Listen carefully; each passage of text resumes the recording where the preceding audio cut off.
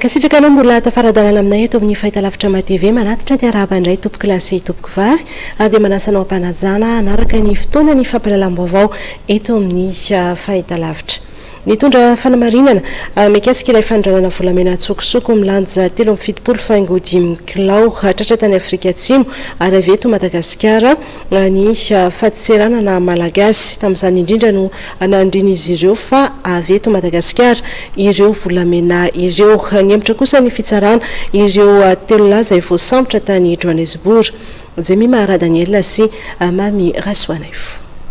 Raha tokony androany no niakatra fitsarana izy teo laza izay ahina ho tompon'antoka tamin'ny raharaha fanondranana volamena milanja 3.75 kilao antsokisoky sarina tany Afrika Atsimo ity dia niemitra amin'ny voalohan'ny volana febroary izany raha nitady vaovao voaray. Nanamafy ihany koa ny tale jeneraly ny fahadiseranana androany fa fanakorontanana avokoa ny filazana fa avy any Mali ilay volamena sarina tao Afrika Atsimo. Ny anatin'ny fanadihadiana natao izay hitantsika eto amin'ny écran eto satria ny eritreretina hoe volamena natao nitenen'izy ireo volamena avy any Mali izy ary na eto an-toerana raha misy ny gazety teto tamin'ny herinandro lasa iny miteny hoe ny SGM nanao fanambarana fa avy any Mali io izay fanokorantana ny saim-bahoaka satria tsy marina zay. Hoasehoko aminareo amin'io écran io avy atao kavanana ny taratasy nitondrany ireo mpanao trafika ireo entana andeha transit. Raha jeretsika ty ambony ty zako alebiazina moa izy dia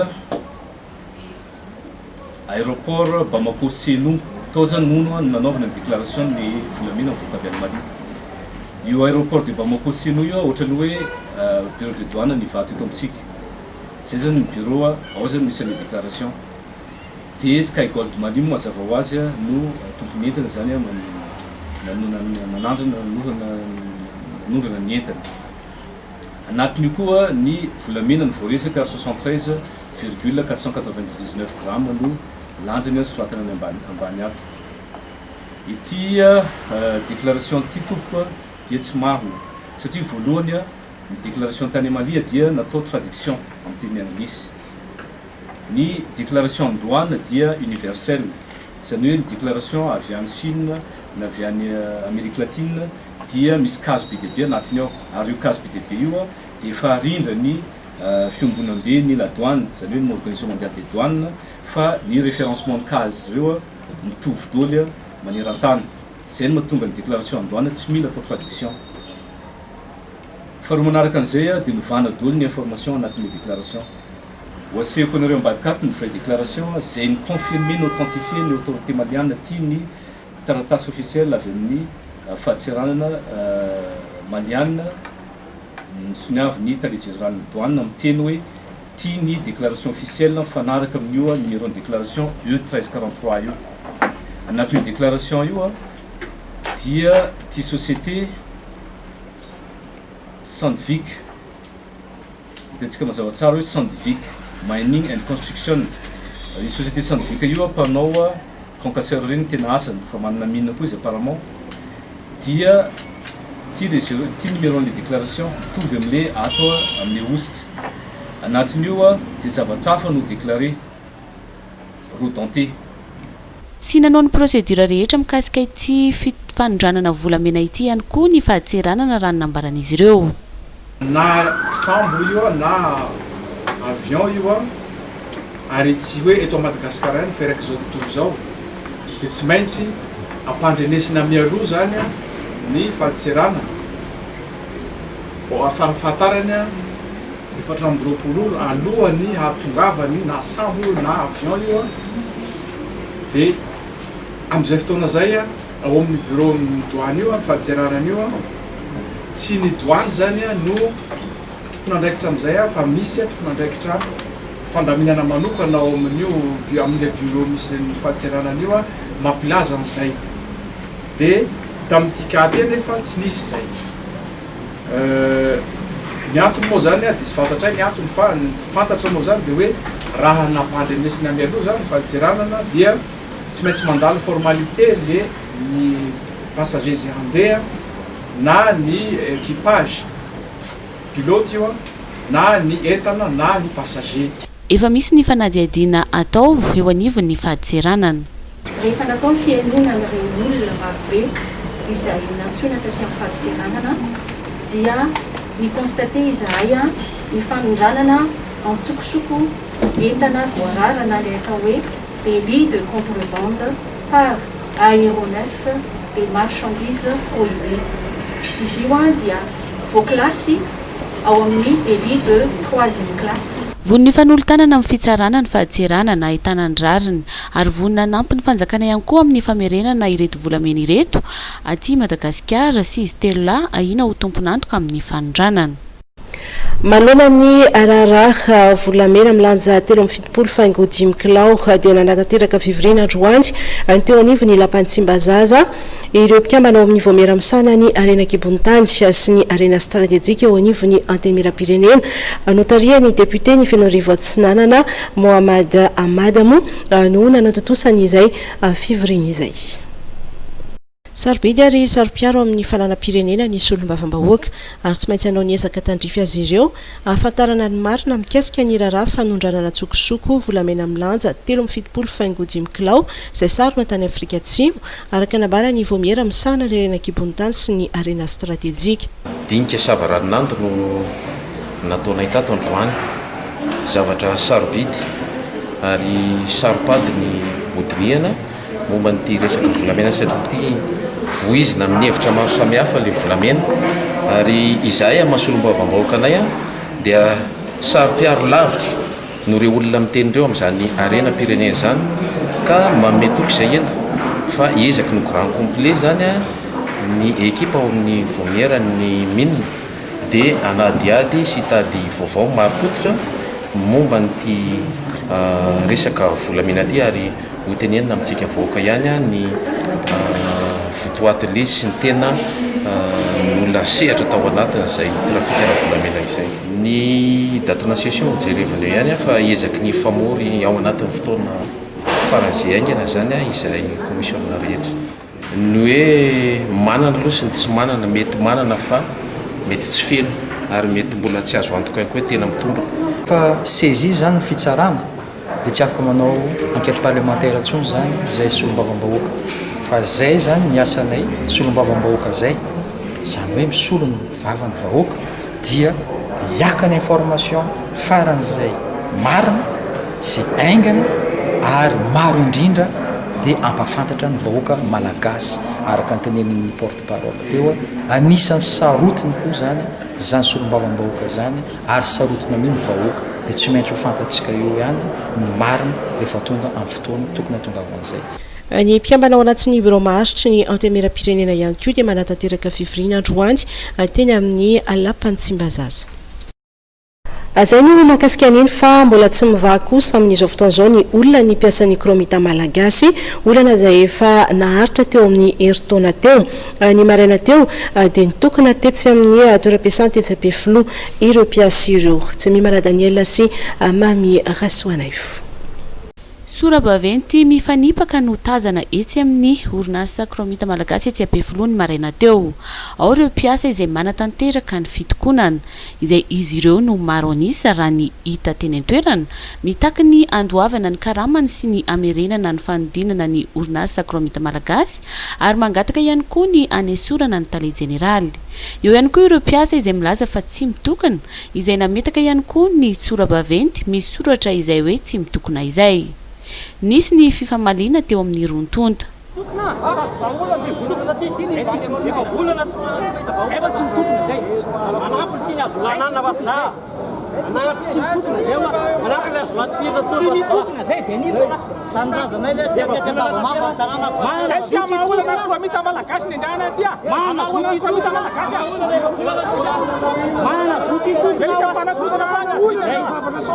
Ireo mpiasa mitokony etsy ankilany mitaky ny andaovana ny karamany. Mbola misy mpiasa tsy nahazo an'izany karama izany zay nalefan'ny fitondram-panjakana tsy fantatra zay antony aloha fa fahitana anazy zany misy fanodikodonana ataon'ny tale général io karama io satria karama mampiasa ny kroma rehetra no namen'ny fitondrana maninona ny sasany no mahazo dia sasany tsy mahazo ny fitokonana moa zany dia mbola mitoy satria tsy karama telo volana no takinay fa miampy karama zay tsy azo miampy ny fampadidinana ny orinasa sy fanalana ny tale général tsy mahavaolana ny tale général zany atreto satria efa heritaona sy tapany no tsy nidonan'ny orinasa atreto zany mbola tsisy vahaolana napetraky tale général entina mahanany zany tsy firodonan'ny orinasa zany misy mpiasa 3 zany izay efa bolana no nampiakariny tale général aty anohana anazy amin'izao tsy fahombiazany amin'le fitantanana izao izahay mpiasan'ny kroma rehetra no mitokony ary izahay mpiasan'ny kroma rehetra no tsy mandray vola ary ny orinasa kroma mihitsy tsy miodina ka gaga ihany zay mahita an'io banderole io hoe tsy mitokony ampiasan'ny kroma manana ny ambarany ihany koa ny etsy andaniny ny fanjakana efa mamaolana inona ny mbola banana ny raha zavatra atao fanjakana efa mitady vahoana apodina ny orinasa maninona natao an'izany afaka mandeha mitokona afaka mandeha tsy mitokona zay tsy mitokona fa ny tanjona tadiavinay midona ny orinasa miodina ny orinasa mba azahoan'ny mpiasa karama mba iotiany amin'ny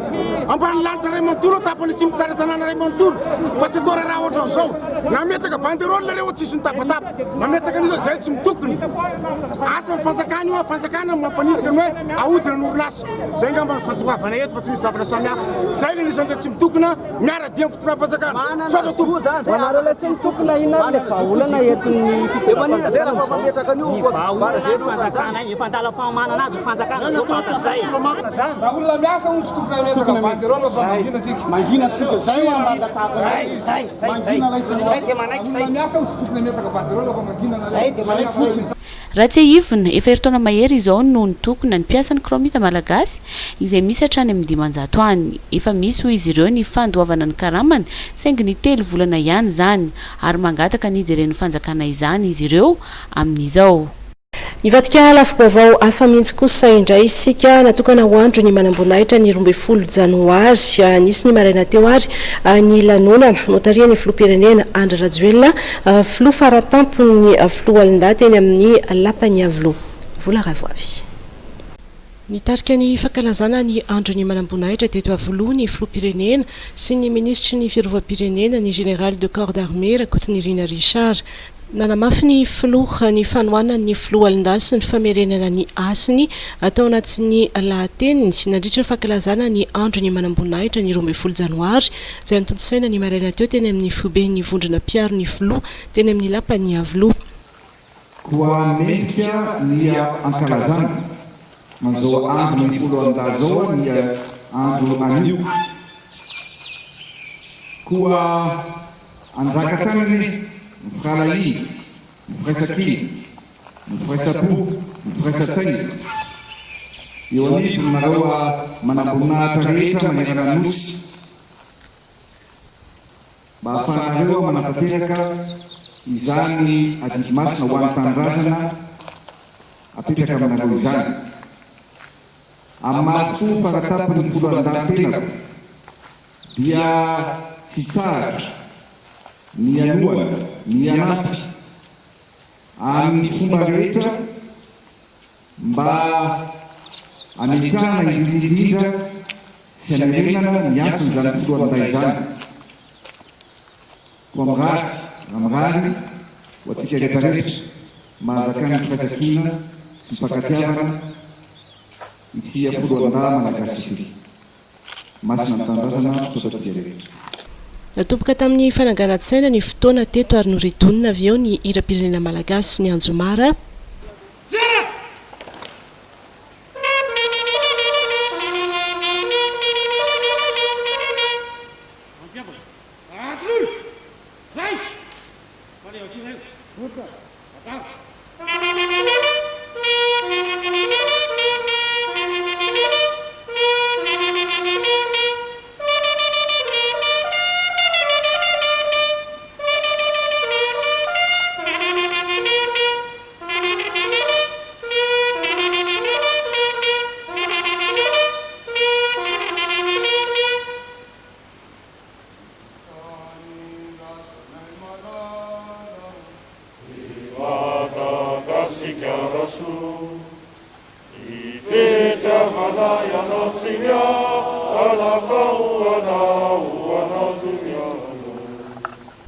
araka ny fomba fanoara miaramila dia nisy ny fanomezana gisa ny filoha-pirenena izay filoha faratapony filoha alin-da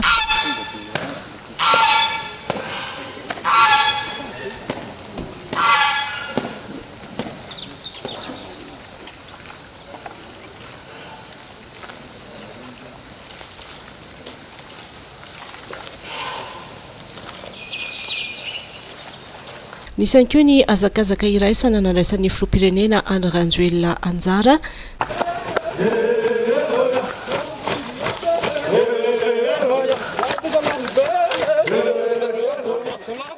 fanatanjahantena sy fiarahana amin'ny sakafo ihany koa no nentina nanamarika ny andro ny manam-boninahitra. Natao tsotra ny fanamarihana ny andro ny manam-boninahitra noho ny fahalasana ny lehibe ny etamajoro-ny tafika anabakabaka ny général de brigade aérienne Radona Elisy Ratsiarivelo araka ny tatitry ny ministre ny fiarovam-pirenena. Nitondra avatra mafonja ihany koa ny ministra ny fiarovam-pirenena tao anatin'izay fankalazana ny andro ny manam-boninahitra izay teny ampahibe no nanatodisana ny lanonana mafandraika an'izany ho an'ny ministera ny fiarovam-pirenena. Volarava trano no mitatitra anao ny vaovao. Nanamafy ny fijoroana trano tandroka arony vozona iaro ny vahoaka sy ny fananany sy ny fitsinjovana ny tombontsoa ambonin'ny firenena ny ministra ny fiarovam-pirenena tao anatin'ny afatra noentiny tamin'izao 12 janoary 2024 fankalazana ny andro ny manam-boninahitra izao. Akoatra ny fiarabana ny manam-boninahitra ny filoha alin-da manerana nosy dia nanamafy ihany koa ny ministra ny fiarovam-pirenena fa ny andro toy izao dia manamarika ny asa rehetra efa notanterahana ary mbola ho tanterahana eo amin'ny fanovana ny rafitry ny tafika. Androany fa 12 janoary 2024 dia makalaza eraky ny Madagasikara ny andro ny manam-boninahitra ny atao amin'ny folo alin-da. Androany tokoa dia nanangatsaina niaraka amin'ny andriamatoa filohan'ny repoblika sady filoha faratapon'ny folo alin-da ny vondro tafika teny amin'ny lapam-panjakana ny avoloha. Teo indrindra no nanamafisany andriamatoa filoha-pirenena ny tokony hijoroana trany ho tandroka ary ny vozona iarovana ny tombotsoan'ny vahoaka, iarovana ny vahoaka sy ny fananany ary indrindrandrindra moa dia iarovatsika ny tombotsoa ambony ny firenena. Ary tamin'izany koa no nanamafisana ny metrahana trano ny firalahiana eo anivony zany atao hoe folo alin-da zany satria ny arivo lato koa dia tsy maty indray andro. Dia miaraba ny manam-boninahitra rehetra tsy akanavaka eto Madagasikara amin'ny toerana misy anareo tsirairay avy any ary makasitraka ny efa vitanareo, makasitraka amin'ny asa fijoroanareo iarovana ny vahoaka sy ny fananany izay voalaza teo.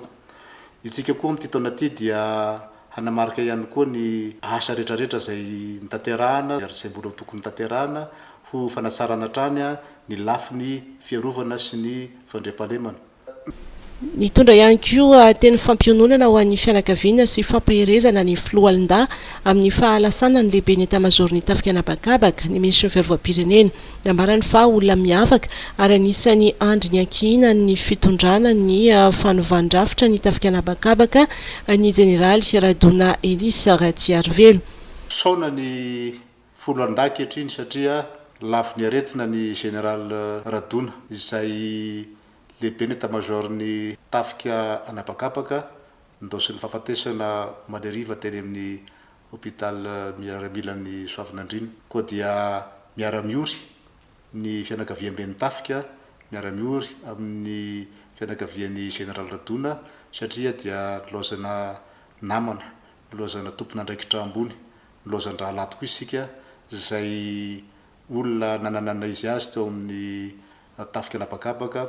Anisan'ireo tomponantoka amin'ny fitondrana ny fanitsiana eo amin'ny rafitry ny tafika anabakabaka ary olona matoky sy manampaizana tokoa amin'ny lafiny aéronautique ary dia tena ory tokoa zahay satria very mpiara-miasa izay niaterana amin'izany fanitsiana ny tafika anabakabaka izany. Atao kory moa fa izay no latr'Andriamanitra koa dia miara-miondrika daholo isika manam-boninahitra manontolo ny folo alin-da manontolo eo amin'izany fahalasany andriamatoa général Radona izany. nisy ihany koa ny fanolorana gisa ho an'ny ministra ny fiarovam-pirenena izay natao teny ampahibe ho fanamarina ny andro ny manam-boninahitra ho an'ny teo anivo ny ministera ny fiarovam-pirenena. Nanamarika ny andro ny 12 janoary ihany koa ny zandarmarim-pirenena ka teny amin'ny Toby Ratsimandrava no nanatodisany ireo hetsika mifandraika amin'izany. Nisy moa ny azakazaka ny raisana sy ny fifaninanana ara-panatanjahantena. Vola ravavy.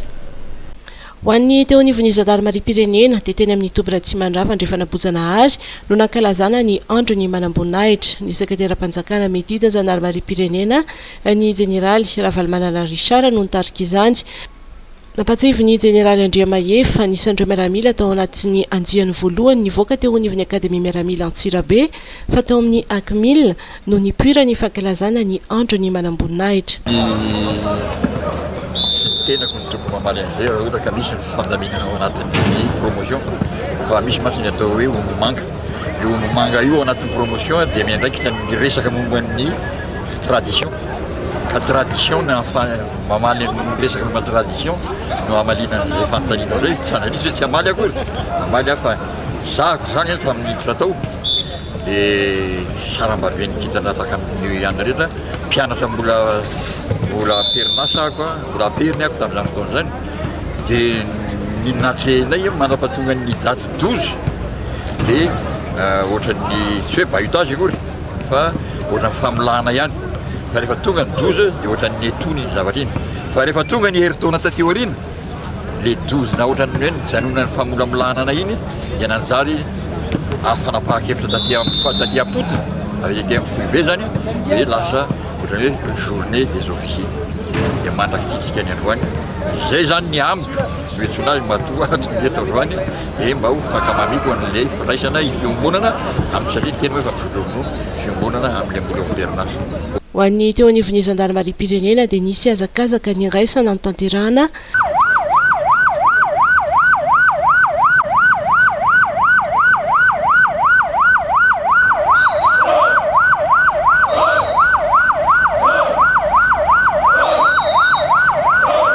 narahina fionana ara-panatanjahantena izay nandraisan'ireo zandary avy amin'ny vondrana samihafa ny fankalazana ny andro ny manam-boninahitra izay natao teny amin'ny Toby Ratsimandrava.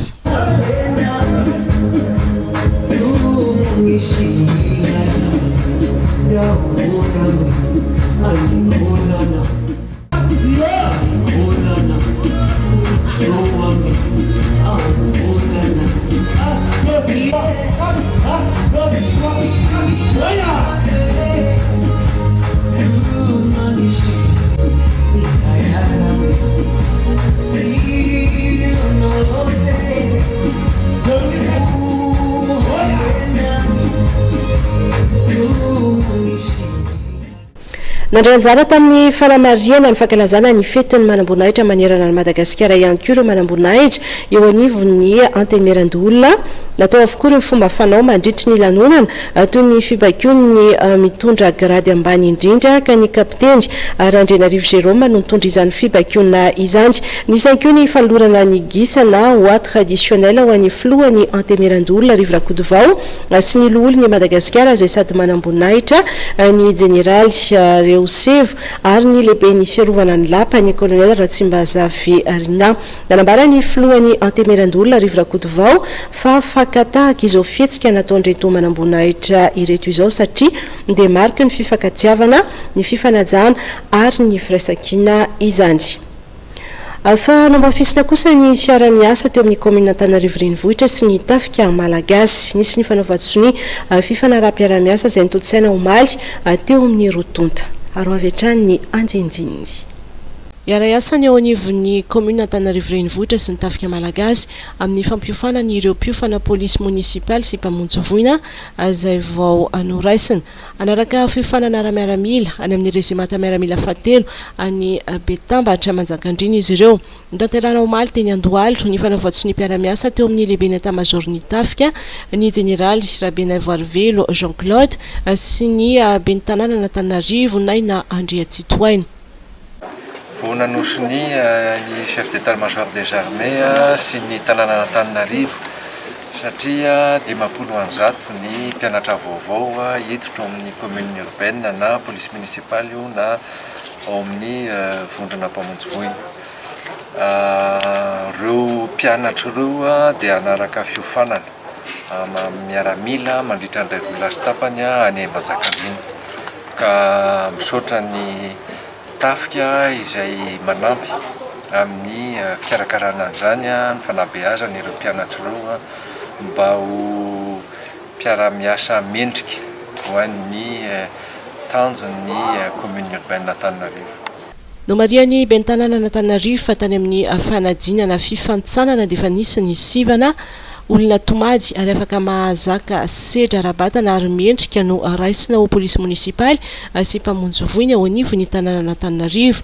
Ny fampianarana fototra raha miaramila no omena azy ireo hoy ny lehibe ny etamajoro ny tafika. No endriky ny fanofanana atao ny apahany ara-miaramila zany na hoe formation commune de base no omena azy any Manjakandriana ary raha ny tena izy zany 12 volana mako zany rehefa tena miaramila manao fa ity kosa zany dia ray volana sy tapany zany hoe enimbolana enina herinandro zany hoe zany misy formation ataon'zareo ikambanana amresaka fampianarana fototra azy fa misy kosa zany ama miaramila tsy raisan'zareo fa hatramin'ny enina herinandro ihany ny tokony amena azy zaka avele sady zaka reo vita test dolo reo sady vita test reo vita visite médicale fampianarana azy kosa zany taranja fototra mahamiaramila zay anome endrika araky ny tena Andriamanitra be ny tanàna to ny toetra ny voalohany indrindra rehefa eny akanjo izy ary ampisehoana aminy koa ny moralité hoe manao zany hoe police municipale zany manao zany hoe sapeur pompier ny antony dia zao ireo nge niara-iasa amin'ny filohan-dahy ny akanjo.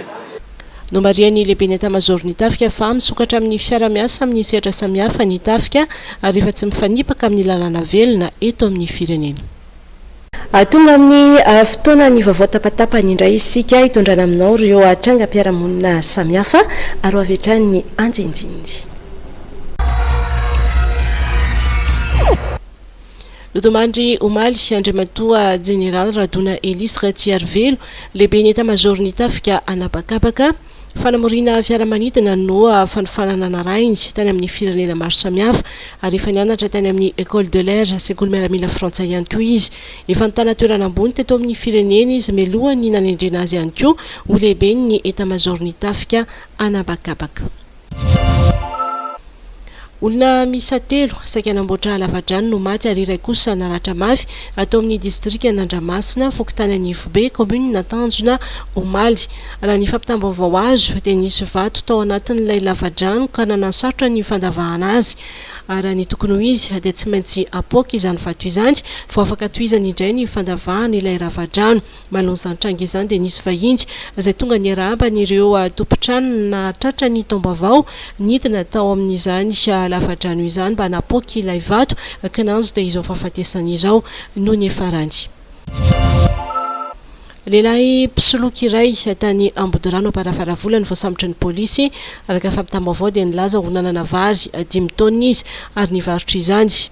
Rehefa voaraina nefa ilay vola izay misanda 9 tapitrisa ariary dia tsy hita intsony nanjavona nanomboka ny voalohan'ny volana Desambra lasa teo. Ireo vady aman-jana ny sinireny ihany koa dia nilaza fa tsy nahita izay nalehany nandeha hatrany ny fikarohana ka izao hisitra tehaka ny mpitandro filaminana izao. Nitrangana lozam-pifamoivoizana omaly teny amin'ny lalana mampitohy ny fianaran-tsosy Vangaindrano araka fampitam-baovao azo dia fiara taxi brosy iray no latsaka tany anaty antsana mbola tsy fantatra mazava moa ny nahatonga ny loza sofa tsy nisy ny anana fohy maro kosa nefa no naratra tao anatin'izany. Nijoro ny volana Desambra 2024 ny komity olombe ny Mpino Silamo azay mitarika ny asa fampihavanana amin'ny samy Mpino Silamo sy ny fampitsarana ny disadisa misy ao amin'ny omaly dia namoaka fanapahan-kevitra izy ireo. Namoaka fanapahan-kevitra manalatsy hitantana ny finoana Silamo malagasy any Abdoulad izay mpanolotsaina ny Olivier Mahafaly solonandrasana Premier ministre teo aloha no sady ministre ny atany ny komity ny olobe olona Silamo. Nambaran'izy ireo fa mampisarabazana ny Mpino Silamo ary nanao toetra ratsy mendrika maro i Abdoulad. Nitsangana ny komity olona ny olobe Mpino Silamo hampiavana n'ilay président mitonona ho filohany Silamo malagasy eto Madagasikara Andriamatoa Abdul Hadi izay ny mpanolotsaina ny Mahafaly Olivier teo aloha, dia ny faharoa koa ny vice-président antsoina hoe Absoar Arsène Saïd izay directeur ny école Lajery. Nitsangana zahay olobe lo olona islam manerana ny nosy avy amin'ny faritany enina hanala n'izany fahafambaraka ny finoana islam zany eo anatrehan'ireo finoana hafa piray tanindrazana mba hitandrovana ny filaminana. Indimina antsona izany olona izany ho ampihavanana anatin'ity moské ity dia nitsipaka an'izany fampihavanana izany. Nanao fangatahana lalana ny tafitondram-panjakana maefa izahay dia nahazo alalana mazava hanatanteraka an'izany fampihavanana izany. Na ny sotoavina mamalagasy mitsipaka an'izany izay tsy mety ho ampihavanana. Ka eto dia nanapa-kevitra ny vondrona islam rehetra manoloana ny toetra ratsy izay vitan'izany Abdul Hadi zany. Inona ny toetra ratsy mifanipaka amin'ny finoana islamo izay ataony eto Madagasikara? Tadidomindozany ny fiarahamonina ny islamo. Nampigadra izy 33 amby olona mpivavaka islamo any feno arivesta tamin'ny taona lasa. Nampigadra ndray izy 140 olona mianadahy any Ambanja, mbola any Amponja amintsika miteny zao. Nampifandona izy moské anankiroa tao Ambanja izay misy tapatanana ny olona anankiefatra. Fa volombelona mitoka mitenda ny autorité ao Ambanja. Mampisarabazana ny fiarahamonina ny vohipeno sy manakara izy ankehitriny zao. Tsy mety zany amin'ny finoana islamo. Mitory ny président ny moské ty izay eto ankilako miaraka amin'olona valo ao amin'ny tribunaly andalo fitsarana am'le 18 mifanipaka amin'ny targetra ny finoana islamo. Nitory ny gardien ny moské tamin'ny alarobia lasa teo tany amin'ny brigade criminelle mifanipaka zany amin'ny finoana islamo. Feno ny fepetra androany zahay olobe lo olona islamo miaraka amin'ireto vahoaka marobe islamo ireto, miaraka amin'le moské rehetra eto Antananarivo sy ny manodidina, manao fanambarana amin'ny fomba ofisialy fa manala n'izany olona zany tsy hitantana ny finoana islamo satria tsy mahafeno ny fepetra ny firaisan-kina sy tsy mahaja n'izany fiarahamonina zany ary tsy mahavoafe ny sotoavina mahamalagasy. Ny fisian'ny récépissé roa dia nivoaka ny 7 volana aprily taona 1770 nosy ny avy ny ministry ny atany tamin'izany ny colonel Ratsimandrava ary ny récépissé nivoaka tamin'ny 20 ny volana novambra taona 2012 nosy ny avy ny ministry ny atany sy ny fitsinjaram-pahefana Olivier Mahafaly Solonandrasana izay samy momba ny fikambanana silamo malagasy no fototry ny disadisa ary manakorotana ny eo anivon'ny finoana silamo. Mitaka ny fanafoanana ny récépissé nivoaka tamin'ny 2012 ny komite ny olobe ny silamo. Rapitro amin'ny sivy koa zahay no manatitra any amin'ny conseil d'état hanafoanana ny fanana n'ilay finoana islamo récépissé anankiroa. Misy ny récépissé izay nisoniavy ny colonel ministre anaty tany filoham-pirenena teo aloha Engany Andriamanitra apiditradry anatin'ny paradisa dia colonel Ratsimandrava izany. Nanao sonia ny récépissé mitondra ny arrêté 1523. Mbola nanao sonia koa ny ministre anaty tany sady premier ministre Mahafaly Olivier izay nametraka an'izany olona zany ho mpanolotsaina récépissé koa tamin'ny 2016 mbola mitondra ny référence tamin'ny 74 1523. Manoloana n'ireo fananana récépissé anankiroa reo no mampikorontana sy tsy mampisy fiarahamonina ny finoana islamo eto Madagasikara. Menatra zahay satria modely ny finoana islamo. Zahay kosa tsy manaiky ho ampidirina eto Madagasikara amin'ny mahamalagasy anay ny targetra na toetra raty ny terrorista. Satria ny olombelona gasy dia tsy maintsy lavony zany fampihavanana zany. Misy ohabolana ny amin'ny faritany milaza hoe ny azo mibaboka ono tsy vakinampy. Ny ampy zany dia varatra. Ny azo lavo tsy mba hiatotany varatra fa ny azo mitsanga no hiatotany varatra. Na ny avaratra izany ny olobe sojabe mijoro tsy bandikainy zanaka. Andrasana araka izany ny toen'ity raharaha ity. andeha eny amin'ny faritra tsinanana kosa isika ao anatin'ity fanadihadiana manaraka ity ho fanatsarana sy fandamindana ny fomba fiasa ao amin'ny port fluvial Manangareza dia nisy ny fivoriana ny arahana tamin'ny ministra ny fitanterana sy ny fizantanjy ny APMF sy ireo tompona ndraiky mpanjakana atao Tomasina Omaly atao amin'ny efitrano malalaky ny faritra tsinanana moa nanatondisany izany ny andininy avy hatrany miaraka amin'ny Marisaka Miray. Nisy ny lamina napetraka mba hanatsarana sy andaminana ny fifamoivoizana sy ny fifamezivezena amin'ny renirano ny Pangalanina nidina tany toerana Omaly ny ministra ny fizahantany fitanterana sy fampahafantarana ny mety toetry ny andro ny jery fotony zany ezaka fanatsarana izany. Efa nivory ny mpandraikitra rehetrarehetra eto amin'ity porty dia efa nandamina ary nametraka atao hoe mesure vaovao mba hanatsarana zany ny fandaminana eto amin'ity port fluvial ity. Dia androany zany ny nandalovan'ny tenako teto dia aniona tamin'ireo tompona ndraikitra rehetrarehetra miasa eto amin'ity port fluvial ity mijery hoe inona aby le mesure napetrany mety ve mbola tokony ahitsy ve dia zay ny fivoriana natao anikeo. Dia zao tsika zany tonga eto amin'ity port fluvial ity amin'izay mijery hoe le fepetra ve afaka ampiarina tsara. Dia zay no arahana mihitsy zany atao le chronologie ny fandongavan'ny entana fandongavan'ny mpandeha sy izay rehetra mampiasa n'ity canal de Pangalana ity. Atsangana tsy ho ela ny komity fampandrosoana sy fanaramaso ny serana tsambo eny amin'ny renirano ny Pangalanina araka ny tapaka nadritra fivoriana izay nitondsaina Omaly teo amin'ny ministra ny fitanterana sy ny fizahantany ny APMF ary ireo tompona ndraiky mpanjakana atao Tomasina. Androany zany dia tapaka fa isy ny comité ho atsangana ny comité de développement et de suivi an'ity canal de Pangalana ity ary ny tompona ndraikitra rehetrarehetra izay miasa ao anatin'ity port fluvial ity dia anana solotena ao anatin'izany comité de développement et de suivi zany ary zany comité zany afaka hanao rapport ary indrindrandrindra mijery ny olana rehetra satria isan-kerinandro dia ivory io comité mijery ny zava-nisy tao anaty isan-kerinandro dia mamaha ny olana raha misy ny olana ary manatsara ary mametraka mesure vaovao raha ilaina izay.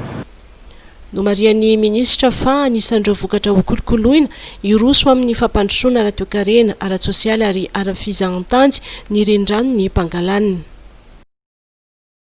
Mbola hijanona amin'ny faritra tsinanana ihany isika maro ireo fotodrafitrasa ho amboarina ao anatin'ny roa taona manaraka araka namara ny ministra ny fizahantany fitanterana sy ny fampahafantarana ny mety toetry ny andro Joël Randrimandranto Atranjy aro avy hatrany ny fanampanazavana. Fotoana ny angamba izao mba hanatsarana ny kalitao ny mpandraraha ao anatin'izany fizahantany izany ary ao anatin'ny amin'ity taona ity zany satria ao anatin'ny herintaona no anatanterahana ity programa miatrika Covid ity dia andramana mihitsy zany satria ny rahana zany ity tetika ty niaraka tamin'ny projet pic ny Banque mondiale niaraka amin'ny CDM ny namolavola an'le hoe inona no atao anatin'izany miatrika Covid zany. Ny ao anatin'izany zany dia tena hoe karazana formation na renforcement de capacité an'ireo mpandraraha rehetra sehatra rehetra zany ao anatin'ny fizahantany. Tsy hoe renforcement de capacité fotsiny fa ao ihany koa misy formation na entrepreneuriat zany sao dia misy satria fotoanany koa zao misy olona te amorona ny orinasa na iova sehatra mety koa izany dia ao anatin'ity le hoe miatrika Covid ity ao anatin'ity programme ity zany zay rahana amin'ny partenaire amresahako taminareo teo no tanterana an'izany. Miferitreta koa zay angamba ny namako ao amin'ny ministera itako akaiky no nazava ngamba bebe kokoa hoe inona ny ao anatin'io miatrika Covid io fa miakapobeny zany izy io dia hoe anatsarana ny kalitaon'ny mpandraraha ao anatin'ny fizahantany mandritra nyity atao hoe crise sanitaire zay iainantsika zao zay tsy afaka miasa ny mpandraraha ao anatin'izany fizahantany zany dia ampiandrasana zany atao hoe relance an'izany sehatra fizahantany zany dia andao io zany hiatrika an'io Covid io ary anao formation andreo rehetra mpandara ao anatin'izany na ny mpandara zany na ny olona miasa ao anatin'ny reny sehatra ireny. Olona misa iray alina misehatra amin'ny tontolon'ny fizantandy no azo fampiofanana ao anatin'ilay fandarana asa miatrika Covid izay karakarain'ny ministeran'ny fitanterana ny fizantandy sy ny famantarana ny metotoetry ny andro sy ny confédération du tourisme à Madagascar. I matimatesana ao anatin'izany ny fanamafisana ny traikefan'izy ireo ho fanatsarana ny kalitaon'ny fizantandy sy enti miatrika ny aoriana ny Covid-19. Zao dia miala eto Tomasina ka hatrany Mananjary dia efa azontsika atao tsara tsisy transportement intsony zany. Efa nanomboka tamin'ity taona ity ihany koa ny fanombohana ny asa izay manokatra ny Mananjary hatreo Manakara. Raha vita aloha moa zany asa ny tanjona dia hoe tohizana hatrany Farafangana. Raha tsy tratra amin'ity moa Farafangana dia amin'ny herintaona farafahelany dia ho vita ny Farafangana. Zany hoe ny tanjona zany dia miala eto Tomasina ka hatrany Farafangana ao anatin'ny roa taona dia ho azontsika vezivezena tsara.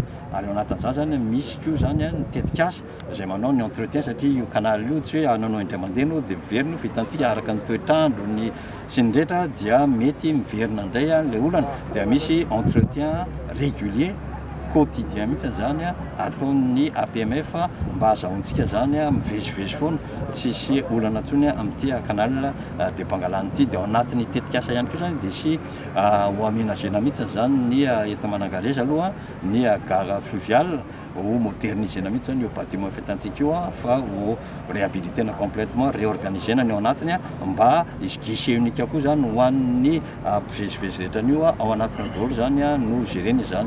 Dia misy restaurant misy nrehetrarehetra ao anatin'ny gare routière. Voafidy kosa ireo mpikambana ao anivon'ny filakevim-pitantana ny confédération du tourisme à Madagascar na ny CTM ka Ramadou Ainaravelyson no filohan'izany filakevim-pitantana izany. Nametraka ny vina miarak'izany ny CTM eto miatrika sy manarina indray ny sehatry ny fizantany izay fanohitry ny toe-karena eto Madagasikara ihany koa.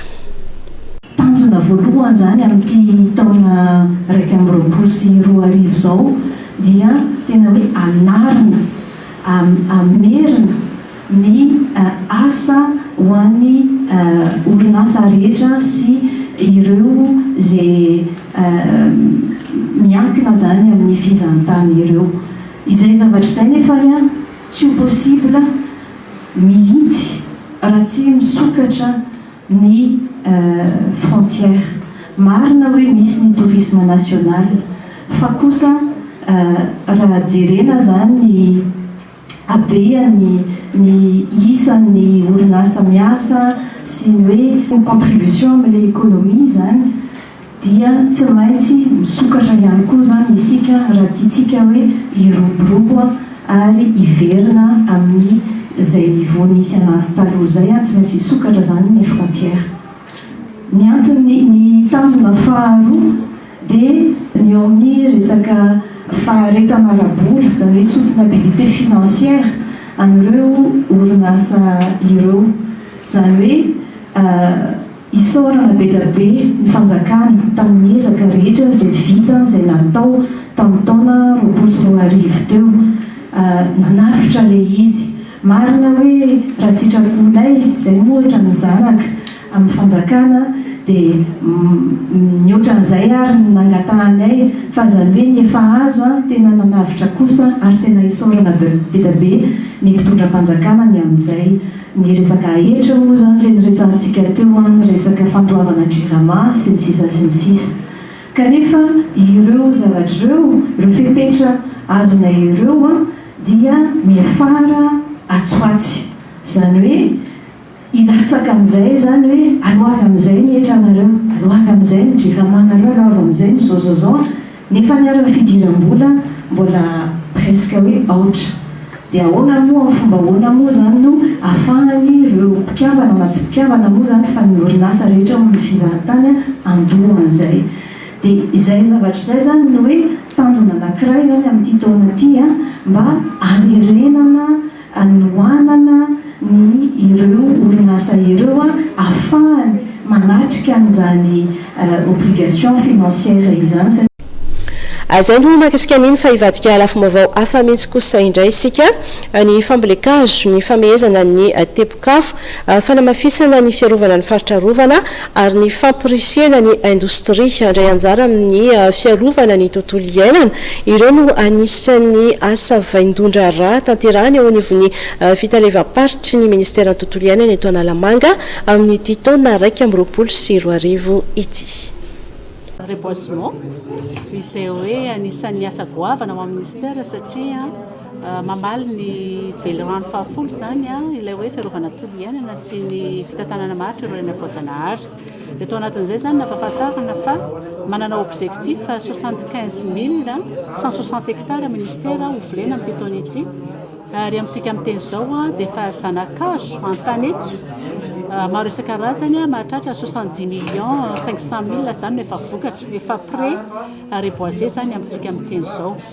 Manarakaraka izay hoe raha toa ny fambolekazo dia manahoana kosa ny fiarovana ireo ina moa ala sisa davela indray moa fa ny era protégé dia novelabelarina teo kosa zany ny politika ny ministera mahakasika izay hoe fiarovana ny era protégé izay ary koa mba hitondra ho fampandrosoana amin'ny olona ihany fotony era protégé fa tsy hoe fiarovana biby fotsiny akory fa atao vahindohan-drara kosa zany ny fitsinjovana ny fiampiaina ny vahoaka manodidina ny era protégé ary tao anatin'izay moa dia efa nisy ny fiarahana fivoriana nataon'Andriamanitra ramatoa minisitra niaraka teo amin'ireo gestionnaire ny era protégé rehetra eto a Madagasikara dia samy nanaiky zany hoe ame sehatra bebe kokoa izay hoe asa fivelomana sy fampandrosoana izay.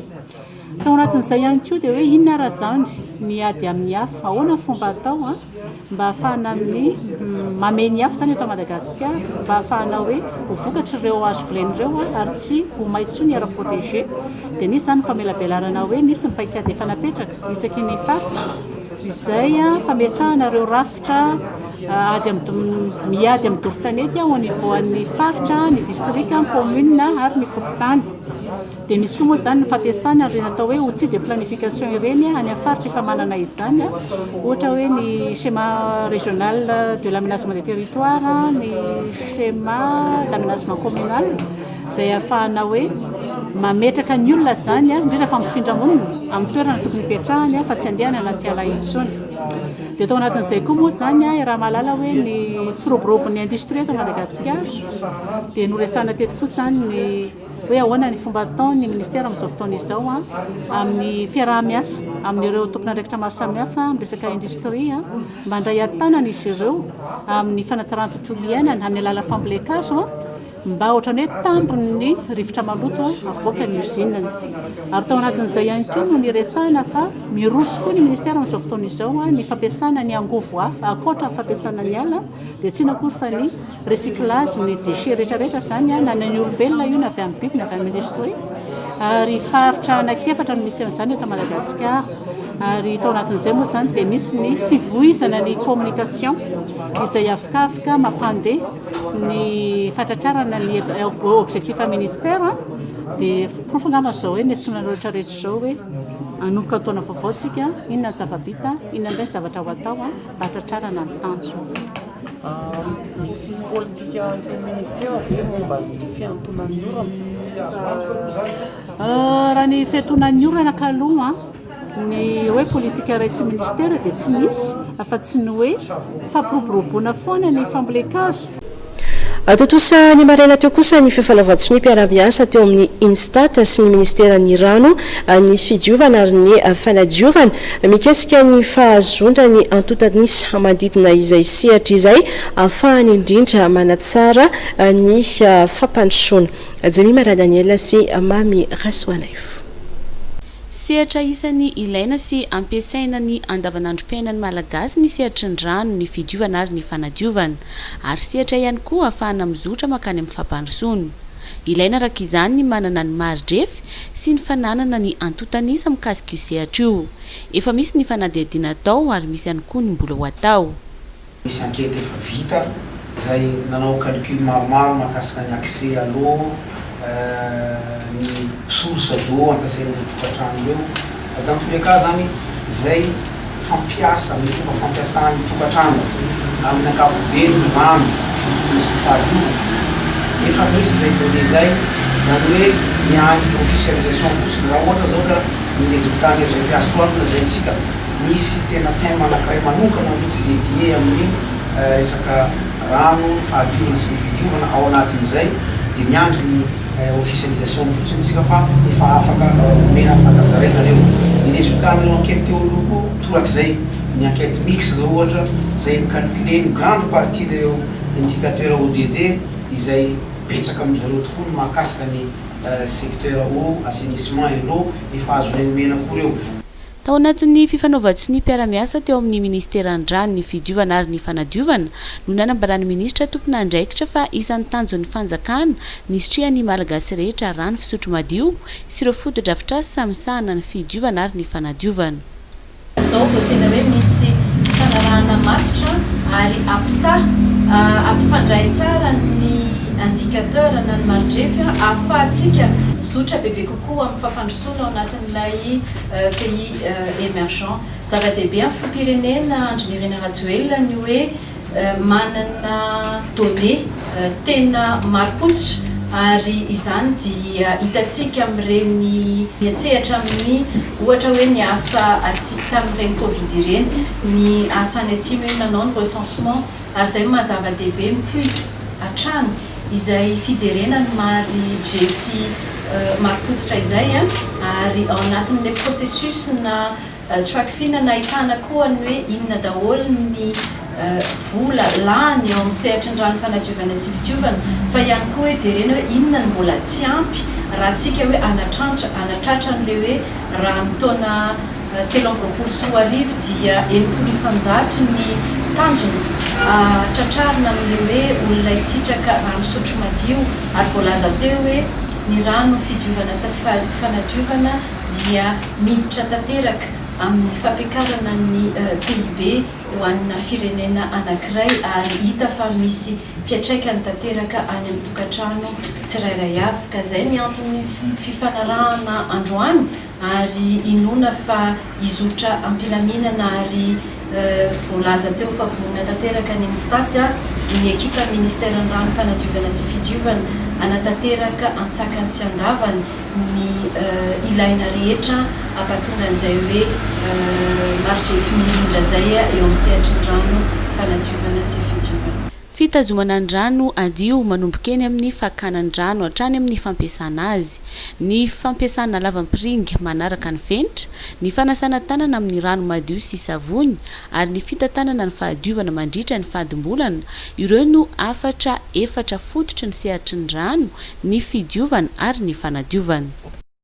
Ivadika amin'ny lafiny fanatanjahantena kosa indray isika ny 9 janoary 2024 zao raha tsy misy ny fiovana no higatony eto an-tanindrazana ny vatamagatsika ny Golobe andrasana iray andro eto Antananarivo dia hiazo ny Mahajanga zay vao aterina ny mandritsara ny nofo mangatsikany araka ny fandaram-potoana. Fanalejina Norbert Rakotomalala. Navita ny adidiny tamin'ny hetsika fanangonam-bola hampidina ny vatamangatsika na Falimanana Ferdinand na Igolobe eto Antanindrazana ny fikambanana ny mpilalao fahiny mivondrona ao amin'ny fikambanana Sefima vola mitetrana 7,7 sy vetsy 3 tapitrisa ariary dia tsy analakely nandritra ny 2 andro 7,5 sy 1 tapitrisa ariary eo tany Frantsa ireo ny fantatra fa vola voangana nandritra ny hetsika fitadiavam-bola entana ampidina Antanindrazana nofo mangatsika na Falimanana Ferdinand na Igolobe zay mpiandro tsatokazy ny ekipa pirenena malagasy sy ny baolina kitra nanana ny naizy azy ka nodimandry tany Frantsa ny farany taona 20 lasiny. Raha ny fanazavana no meny menakely Rifin filohan'ny fikambanan'ireo mpikambana ao anatin'ny ekipa pirenena fahiny mivondrona amin'ny Sefima dia misy ihany koa ny hetsika natao tatsy amin'ny Nosy La Réunion. Raha tsy hivina dia vola mitetrana €20 na 730 tapitrisa ariary mahery anoany ny ilaina mba ahafahana mampody ny vatamangatsika ny ity mpilalao ity araka amin'ny fitambo-vao avy amin'ny Sefima dia tokony ny 20 janoary izao no tonga Tanindrazana ny vatamangatsika ny Golobe araka ny vovoatrany dia hijanona ray andro andrasany eto Antananarivo ny Razana ary aveo dia hiazo ny Mahajanga ary andrasana any Mahajanga ihany koa izay vao hiazo any Mandritsara toerana anaterana ny Razana. ho tanterahana ny 40 ka hatramin'ny fa 4 ny volana janoary 2024 kosa etsy amin'ny lapan'ny fanatanjahantena etsy Mahamasina ny fifananana nasionaly sokajy NA la sivavy ny tafa tamin'ny mpanao gazety ny fédération malagasy ny taranja basketball ny tondra fanazavana misy koa mikasika ny fizotry ny fifananana tadibavao na Robert Rakotomalala.